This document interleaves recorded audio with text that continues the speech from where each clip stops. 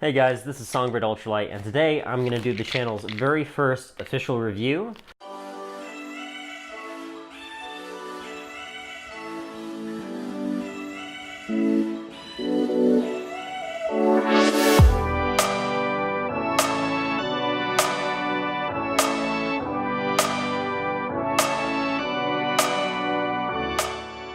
So awesome. I just woke up from taking a long nap with Hadley after she got back from work. There's a couple things I want to get done today. I want to edit some video projects. I'm a little tired, but I just got a notification in my email that a package just got here, and what's inside might help. So let's go see what we got.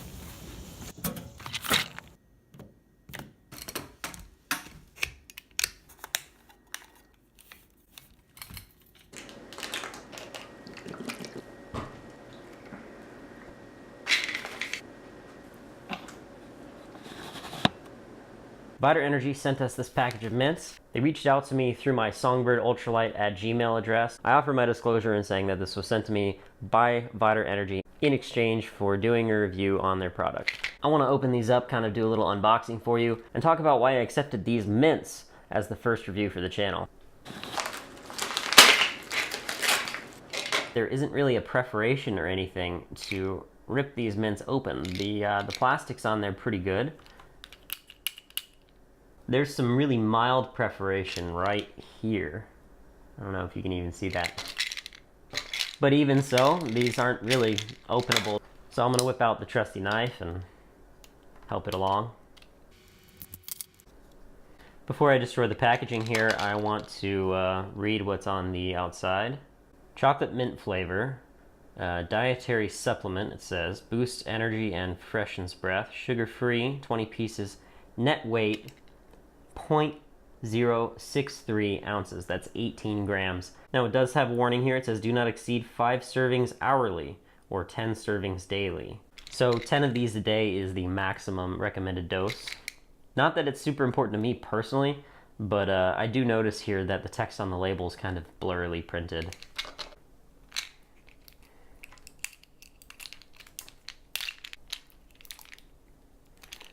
Best by 04/2020.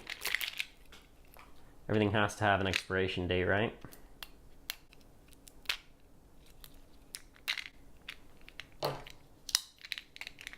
So now we're into the mints, but I want to take the packaging off completely.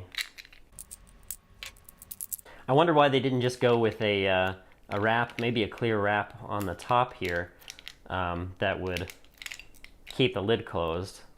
I guess they want to protect the integrity of the paint on the outside of the tin. But I will say, so far, these aren't very easy to open. What's the point of having such a pretty tin if you're going to bury it in all this plastic?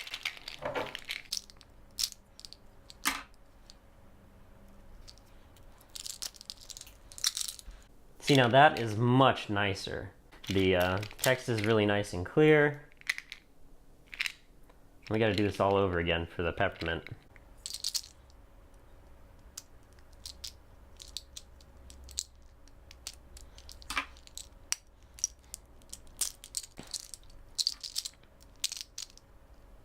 And I can imagine that getting this open with your keys or something would be possible.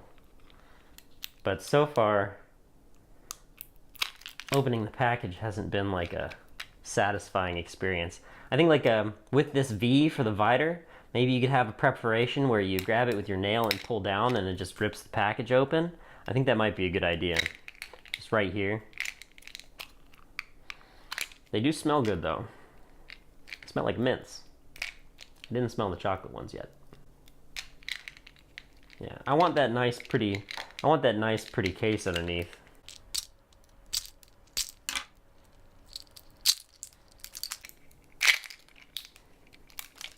That is some tough stuff, I'll tell you what.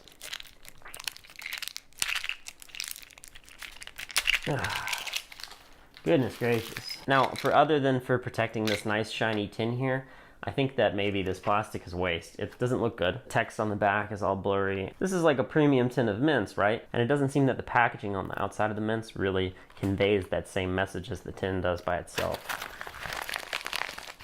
Like, I'm sure the person that designed this nice pretty tin with all the logo and everything is sad that it has to be covered up with that plastic. A little strip of plastic here, just to keep that closed in store, would be nice so that it preserves that, like, you know, premium kind of look to the case.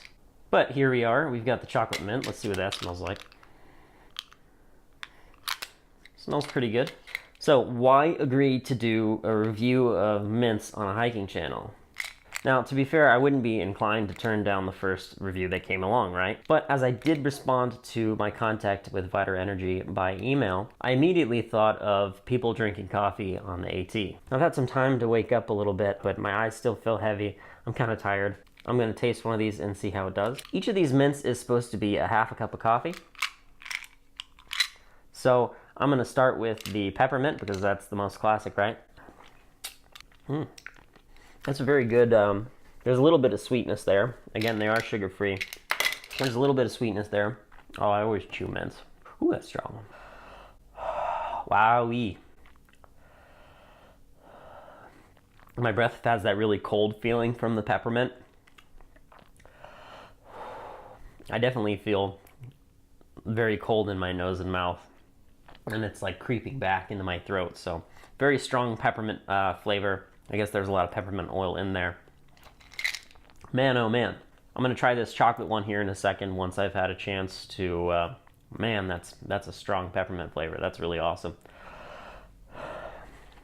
And it really is sticking around here while I keep talking, so I'm going to try this next chocolate mint flavor here in a second. I'll put this down on the tin here and wait for it. And yeah, I could keep them in a little pouch or something in my backpack and always have a source of caffeine there available if I needed it. For a student or a professional that has, you know, maybe earlier mornings and maybe you run out and you don't have your coffee with you, you could just pop the mint. Given the price of these mints, which I think they're almost $5 a tin, I probably wouldn't take them just to use as mints. I would take these as a very tasty, while you're studying at the library or in class. Putting that mint in your mouth is going to be a really unobtrusive thing. You're not going to disturb anybody.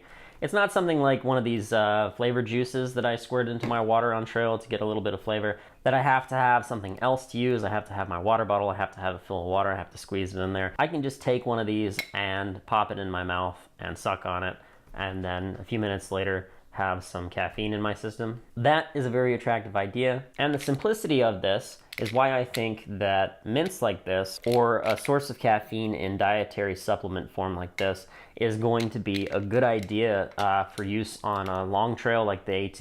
So here's the usage scenario, right? For those of you who hike and camp, when you wake up in the morning, you don't carry all of your water with you every day. You have to go down to the creek.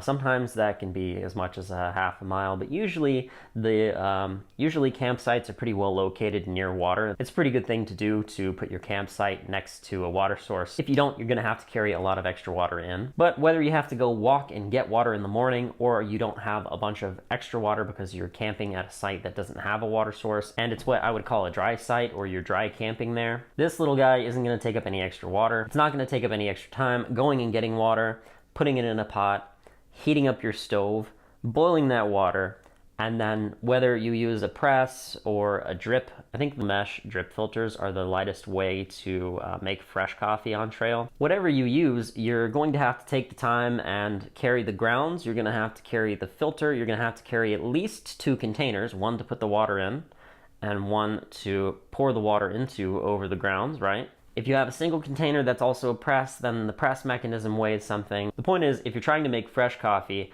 it's going to be heavy, right?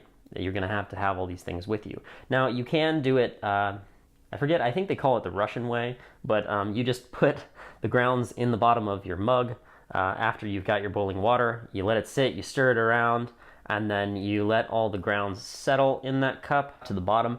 You drink the coffee without disturbing the grounds at the bottom, and boom, coffee. But some people don't like that. You get the grounds in your mouth. Now that's the absolute lightest way to do it, I think. But even then, you're still having to put the time in, and you're having to carry the grounds. Now the weight of the grounds, if you're just going to dump the grounds straight in, are probably pretty comparable to these pills. It's important to know that they also make instant coffee packets. A lot of people will get those instant coffee packets. You rip the top off, you dump it into a thing of cold or hot water, and you mix it up and you drink it, and boom, there's coffee, right? And I've heard that some of those are pretty good.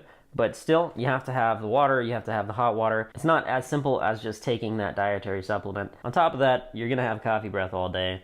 If you're a healthcare worker like my fiance, or if you're someone that works in close proximity with people, you might prefer something like this on the go so that you don't have that coffee breath and you're not talking into people's faces with that, old coffee stench. I've always hated the way my mouth feels after coffee. That's why I kind of tend to avoid it and go more towards like an energy drink or something. If I do need caffeine, if I have to stay up, I'll usually go for that energy drink in a can. It's easy, it's simple, it doesn't hurt my stomach. I don't have to worry about any effects of the coffee side of things. And honestly, I think a lot of times those energy drinks taste better than the coffee I can get on short notice in a library or just driving around late at night. Take some lemonade.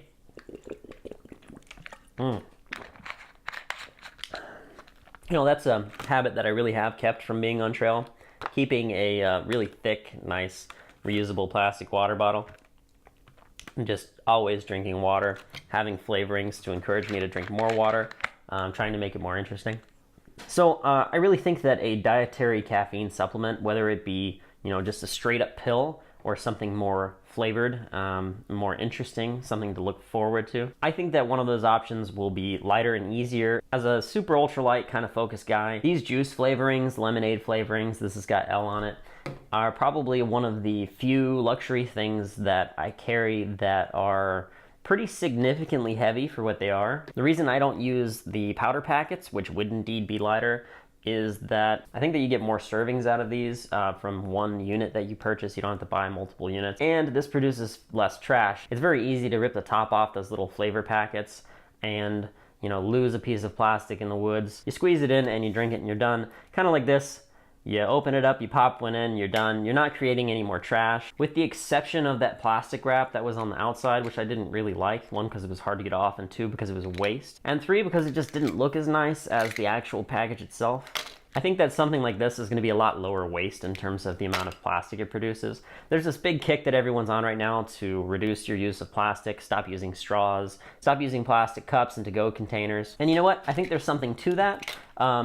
On trail, it's more of a practicality thing. Like, I don't want to have to whip out my food bag, pull out my stinky trash bag, open it up, and put the trash in. Now back to a more focused discussion of how this fits into an ultralight pack. This is a metal tin. Hikers on long distance trails sometimes take great pride in the fact that they're able to carry so much weight long distances, but a lot of people aren't going to carry a metal tin around, even in an everyday carry kind of configuration, where a tin of these is in your everyday carry setup every day. You make sure that you have mints like this in your bag. You're not necessarily going to want to carry a metal tin in your everyday carry setup. Some people like to carry things like this because it's nice, it's an attractive package, it's something that has a nice feel to it, you know what I mean? That thumb-popping lid. Maybe it's something that you like to fiddle with if you're a fidgeter. It's a nice looking thing to have in your EDC. It's that premium look to it. I could definitely see the EDC type people carrying something like this. And at home, around town and things, not on trail, I could see myself carrying this around in a backpack. That extra weight's not gonna bother me on a commute, nor is that extra weight gonna bother me throwing my bag in the car to have it with me when I go on little adventures. On trail, I'm going to take these out and I'm going to put them in a little Ziploc baggie, or I'm going to put them in another container of some kind that I have that is a lot lighter than a metal tin will be. A lot of hikers probably won't care about this, but the super ultralight crowd, we're gonna repackage this stuff. I mean, we even go so far as taking the labels and tags off of our equipment so that we don't have those extra grams in there.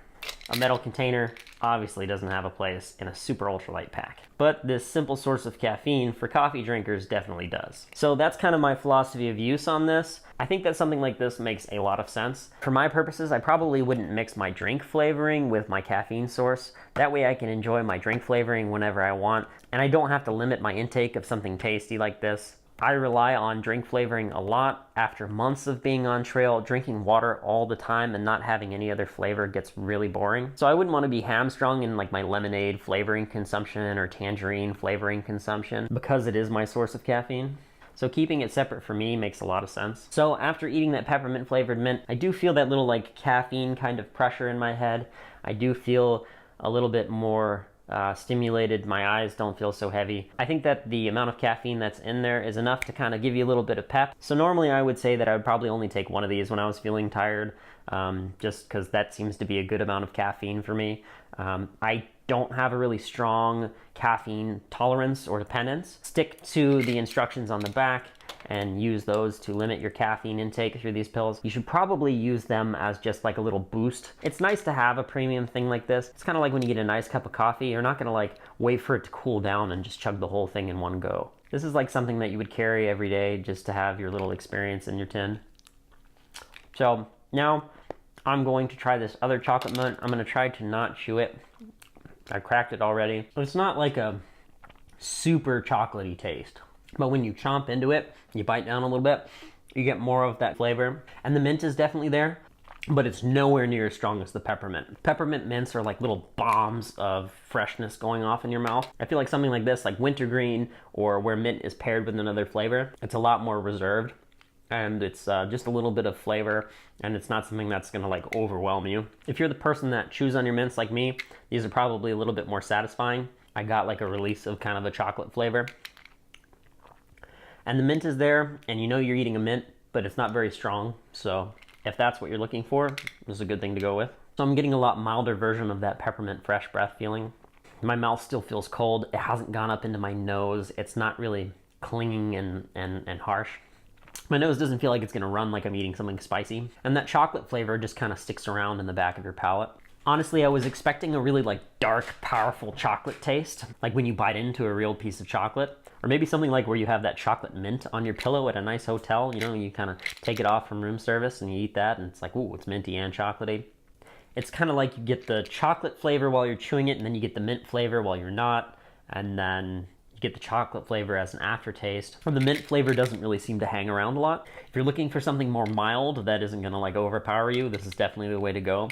It's kind of a mellow chocolate kind of thing going on. It's not like a super intense burst of flavor. I'll say it doesn't pop. It's not really what I expected, but it's not bad. Well guys, I think that kind of captures my first impressions on the packaging and the flavors of everything. I think I like the peppermint a lot more. I was expecting to like the chocolate mint more. It's something different and interesting. The name of the flavor kind of stood out to me and I was kind of excited to try it, but the peppermint ended up being the star of the show. I didn't expect that, but I'm pleasantly surprised with how strong and tasty the peppermint is. I really like the design, the colors, and the packaging on the peppermint flavor. It's a very nice little teal there with the white letters. It's kind of nifty and retro feeling, and honestly I'm kind of interested to see how it is carrying around this little tin in my pocket for the next few days. Actually, more than likely, since I crunch mints, like I'm the kind of guy that will eat an entire pack of mints in one go. I'm probably going to keep these in my little bag that I take with me when I go places so that I have access to it, but I'm not like eating them like candy. So I think this definitely covers my first impressions on the packaging and the flavor of these mints. I'm gonna go ahead and try to use these as I think I would normally, and I'm going to give a few of each flavor to my fiance, who is a healthcare worker,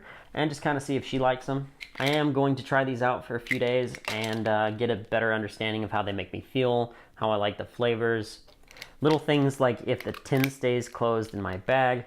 So like my hiking equipment, before I give you a real verdict on these, you've got my first impressions. I kind of have my philosophy of use out there, and I'm gonna go ahead and give these a shot. And then after I've actually used these, after I've got some like real experience with them, then I'll give you my final thoughts on them. So I'm gonna use these for a little while, and then I'll get back to you guys with a real review on how I think they did.